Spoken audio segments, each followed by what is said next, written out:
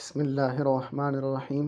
حضرت عبداللہ بن مسعود رضی اللہ تعالیٰ عنہ فرمان نبی صلی اللہ علیہ وسلم ہے کہ جس کو یہ بات پسند ہے کہ قرآن مجید اسی لہجے میں پڑھے جس میں وہ نازل ہوا ہے تو وہ عبداللہ ابن مسعود رضی اللہ تعالیٰ عنہ کی قرات کا انداز اپنائے، یعنی جس طرح عبداللہ ابن مسعود پڑھتے ہیں اسی طرح پڑھے۔ قرآن کریم اسی طریقے میں نازل ہوا ہے۔ لڑکپن کا زمانہ تھا، ابھی حد بلوغت کو نہ پہنچے تھے۔ لوگوں سے بہت دور مکہ معظمہ کے پہاڑی راستوں میں ہر روز اپنے آقا اور قریش کے سردار عقبہ بن ابی معیط کی بکریاں چرانے جایا کرتے تھے۔ لوگ انہیں ابن ام عبد کے نام سے پکارتے، جبکہ ان کا اصلی نام عبداللہ اور باپ کا نام مسعود تھا۔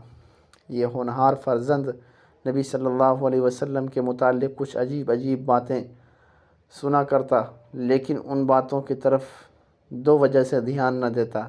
ایک تو بچپن کا زمانہ تھا اور دوسری وجہ یہ تھی کہ اکثر وقت مکی معاشرہ سے بالکل الگ تھلگ گزرتا۔ روزانہ کا معمول یہ تھا کہ صبح سویرے اپنے آقا عقبہ کی بکریاں چرانے چلا جاتا اور رات کو واپس لوٹتا۔ ایک دن یہ مکی نوجوان یعنی حضرت عبداللہ بن مسعود رضی اللہ تعالیٰ عنہ کیا دیکھتے ہیں کہ دو باوقار بزرگ ان کی طرف چلے آ رہے ہیں۔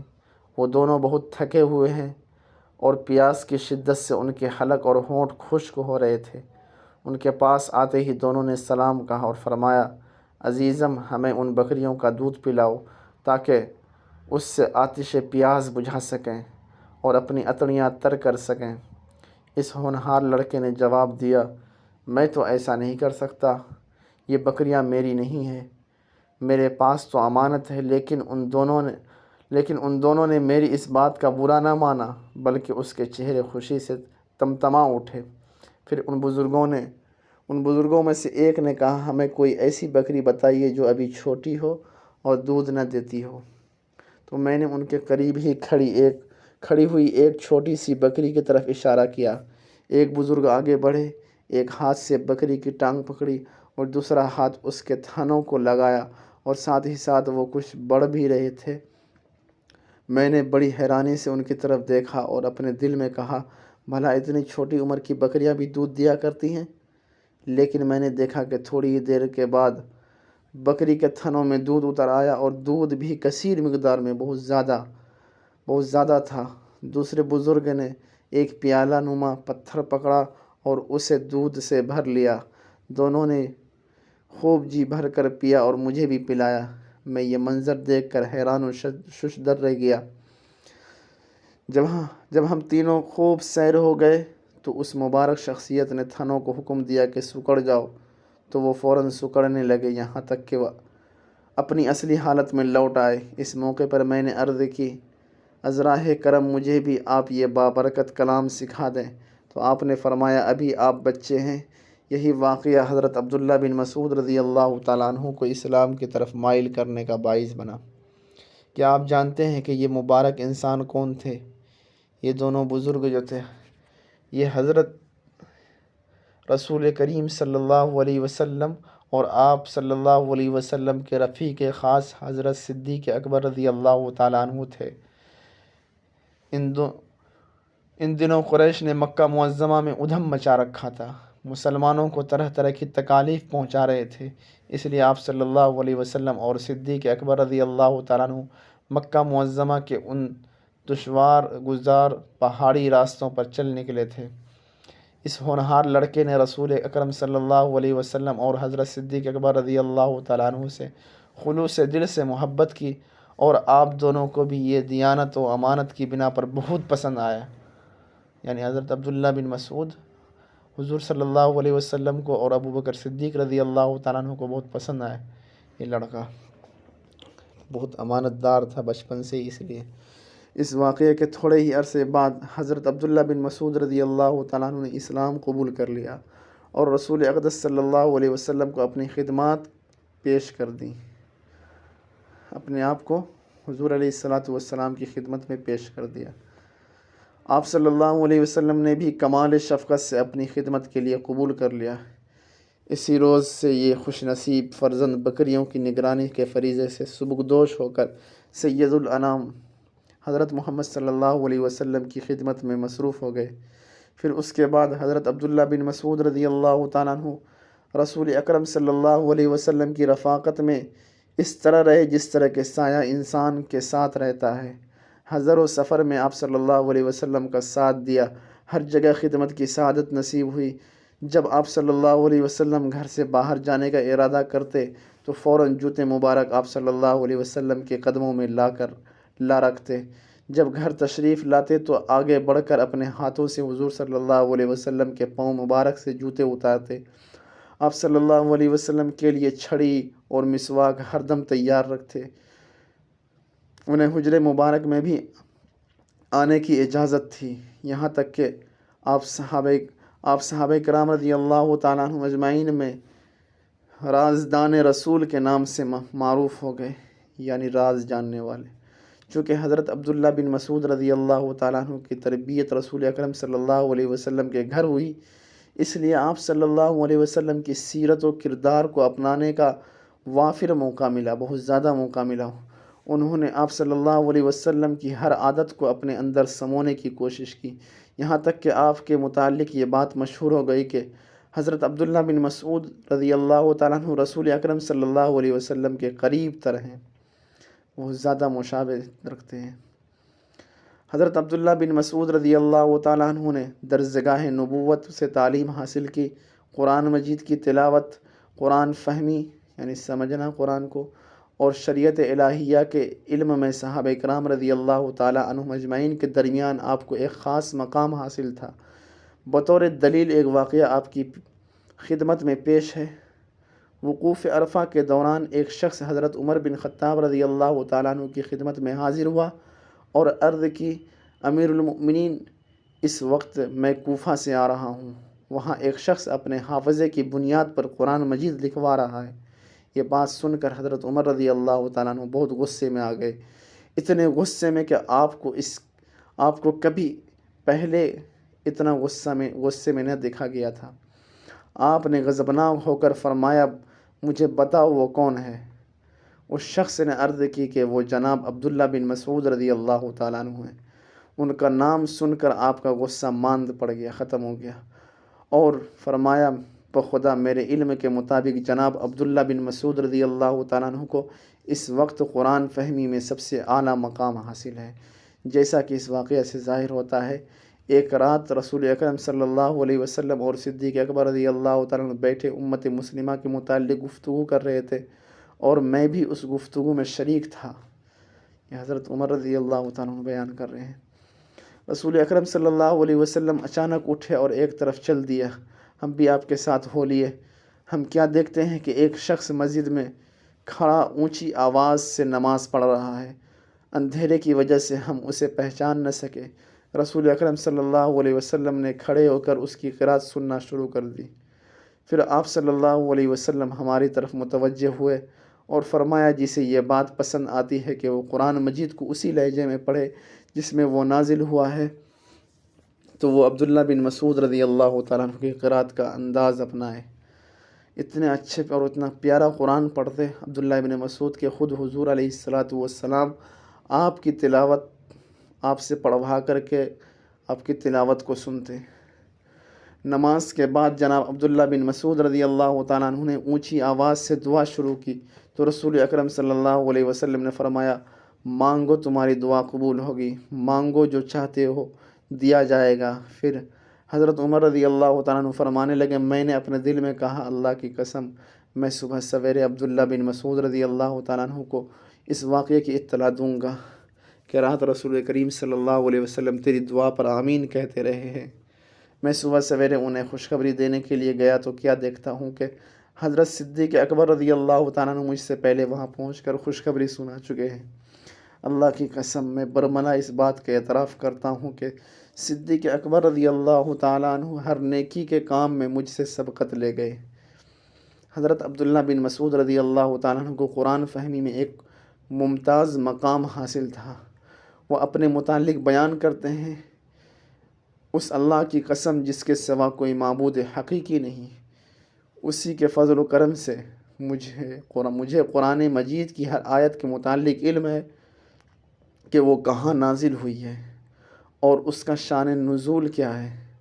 شان نزول کہتے ہیں کہ کس کے متعلق وہ آیت نازل ہوئی ہے، کس بارے میں، کس موقع پر، کس واقعے کے بنیاد پر وہ قرآن کریم کی صورت یا آیت نازل ہوئی ہے، اس کو شان نزول کہتا ہے۔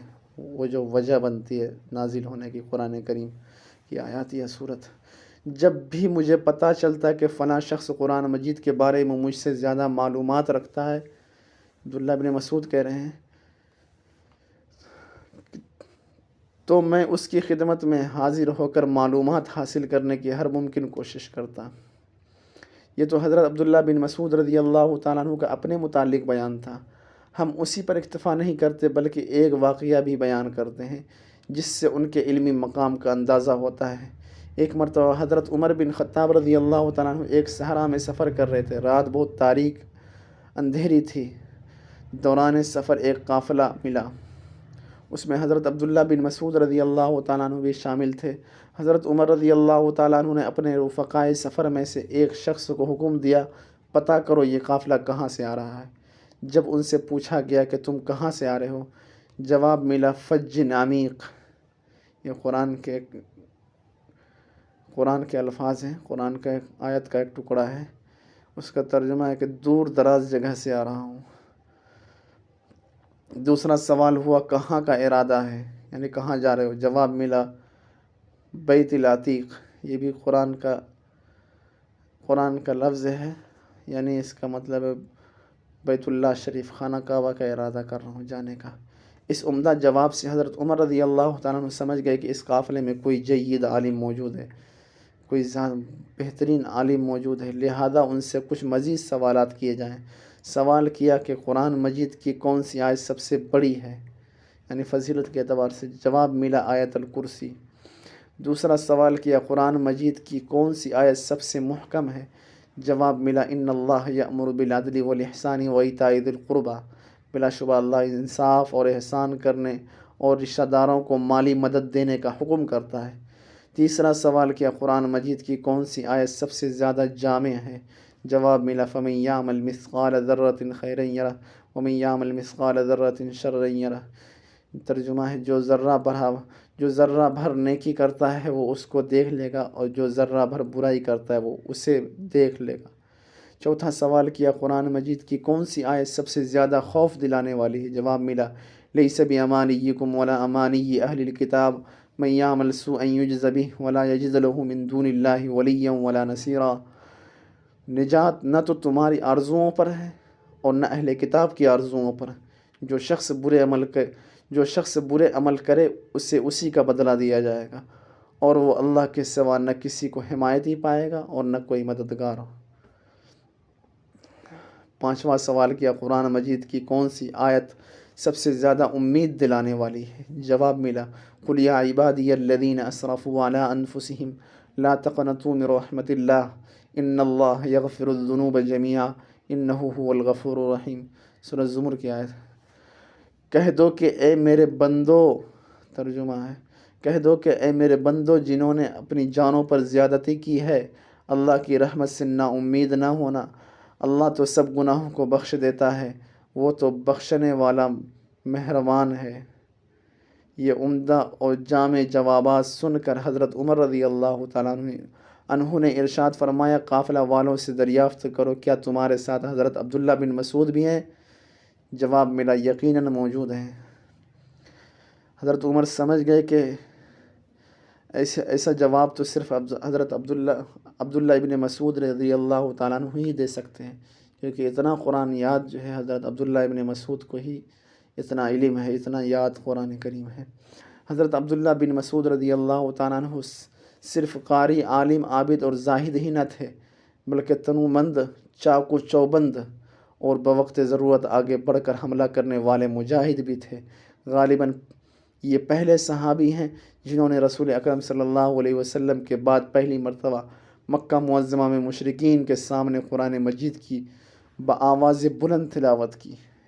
ایک دن اصحاب رسول اللہ صلی اللہ علیہ وسلم مکہ معظمہ میں ایک جگہ جمع ہوئے، اس وقت مسلمانوں کی تعداد بھی بہت کم تھی، افرادی قوت بھی کچھ زیادہ نہ تھی۔ سب نے سوچا کہ قریش نے ابھی تک اپنے کانوں سے کلام الہی کو نہیں سنا، ہم میں سے کون یہ جرأت کرے گا جو انہیں اونچی آواز میں قرآن مجید سنائے۔ حضرت عبداللہ بن مسعود رضی اللہ تعالیٰ عنہ نے فرمایا کہ یہ ذمہ داری میں قبول کرتا ہوں، میں انہیں قرآن مجید سناؤں گا۔ سب نے کہا ہمیں خطرہ ہے، کہیں آپ کی آواز سن کر وہ شرارت پر نہ اتر آئیں۔ ہماری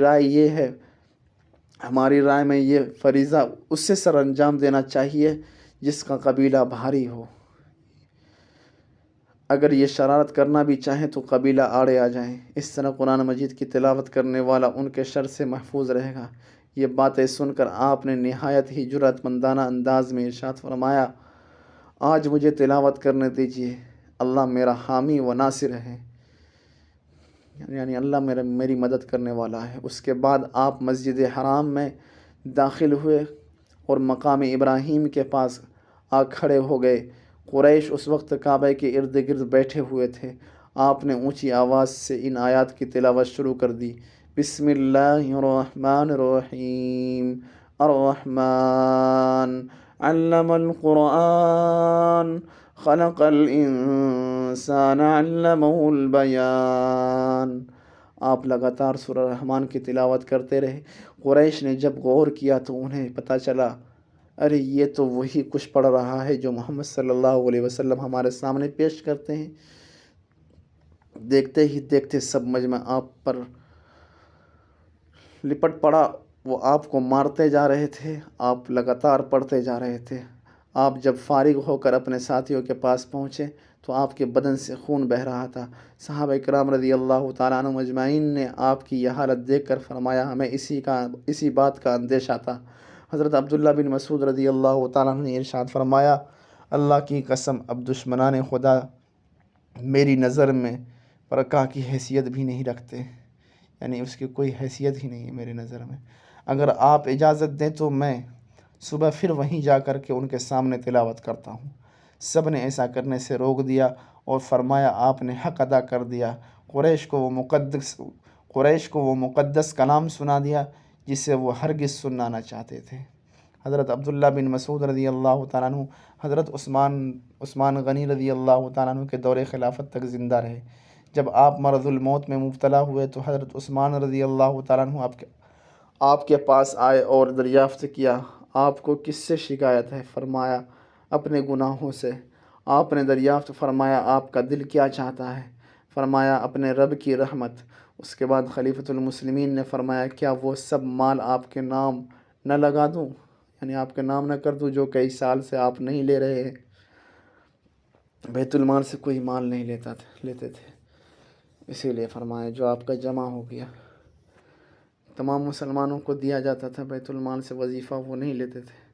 فرمایا مجھے اس مال کی ضرورت نہیں۔ حضرت عثمان رضی اللہ تعالیٰ عنہ نے فرمایا یہ مال آپ کی بچیوں کے کام آئے گا۔ فرمایا کیا آپ کو اندیشہ ہے کہ میری بچیاں فقر و فاقہ میں مبتلا ہو جائیں گی؟ میں نے اپنی تمام بچیوں کو حکم دیا ہے کہ وہ ہر رات سورہ واقعہ کی تلاوت کریں۔ میں نے رسول اللہ صلی اللہ علیہ وسلم کو یہ فرماتے ہوئے سنا، من قرأ الواقعۃ کل لیلۃ لم تصبہ الفاقۃ، جس نے ہر رات سورہ واقعہ کی تلاوت کی اسے کبھی فاقہ نہیں آئے گا۔ جب رات ہوئی تو حضرت عبداللہ بن مسعود رضی اللہ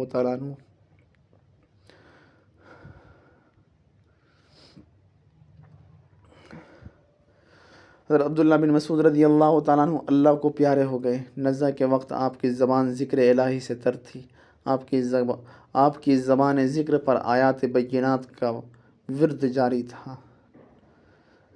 عبداللہ بن مسعود رضی اللہ تعالیٰ عنہ کے تفصیلی واقعات اور مکمل ہسٹری سننے کے لیے چینل کو سبسکرائب کریں، انشاءاللہ بعد میں پھر سنایا جائے گا تفصیل کے ساتھ۔